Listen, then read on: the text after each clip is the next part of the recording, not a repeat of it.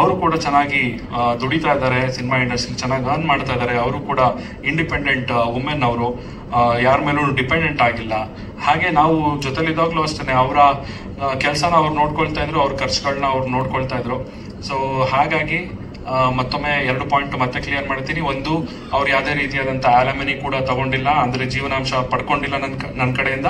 ಹಾಗೆ ಇನ್ನೊಂದು, ಮಗು ಮಾಡ್ಕೊಳ್ಳುವಂತ ಒಂದು ಕಾರಣ ಏನಿದೆ ಅದು ಕೂಡ ಸುಳ್ಳು.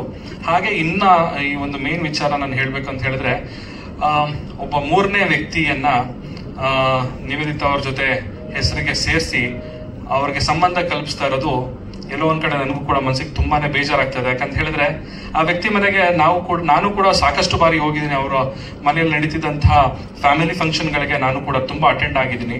ಅವರು ತುಂಬಾ ಒಳ್ಳೆಯ ಫ್ಯಾಮಿಲಿ ಅವರು.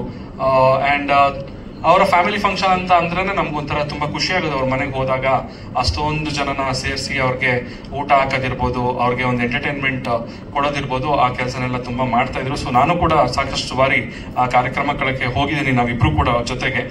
ಸೊ ಆ ವ್ಯಕ್ತಿ ಜೊತೆ ನಿವೇದಿತಾ ಅವ್ರನ್ನ ಹೆಸರನ್ನ ಸೇರಿಸಿ ಇವ್ರಿಗೆ ಏನೋ ಒಂದು ಸಂಬಂಧ ಇದೆ ಅಂತ ಹೇಳ್ತಾ ಇರುವಂತ ಒಂದು ವಿಕೃತ ಮನಸ್ಥಿತಿ ಎಲ್ಲೋ ಒಂದ್ ಕಡೆ ನಾವು ಕನ್ನಡಿಗರಾಗಿ ನಾವು ಅದನ್ನ ಮಾಡಬಾರ್ದು, ನಮ್ಮ ಶೋಭೆಗೆ ಅಲ್ಲ ಅದು ಅಂತ ಹೇಳಕ್ ಇಷ್ಟಪಡ್ತೀನಿ. ಇದನ್ನ ನಾನು ಹೇಳೋದಕ್ಕಿಂತ ನಿವೇದಿತಾ ಅವರು ಅದ್ರ ಬಗ್ಗೆ ಮಾತಾಡಿದ್ರೆ ಚೆನ್ನಾಗಿರುತ್ತೆ ಅನ್ಸುತ್ತೆ.